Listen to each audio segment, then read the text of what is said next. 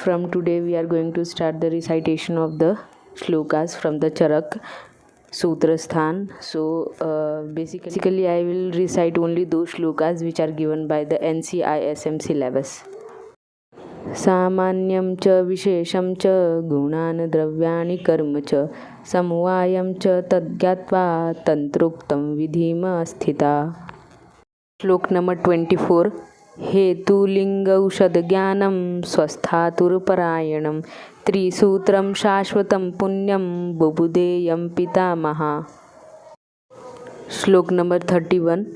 अग्निवेशश्च भेलश्च जतुकर्णः पराशर हारितः शारपाणिश्च जगृहस्तन्मुनैर्वचः. श्लोक नंबर 41. हिताहितं सुखं दुःखं आयुस्तस्य हिताहितं मानं च तच्च यत्रोक्तम् आयुर्वेदः स उच्यते.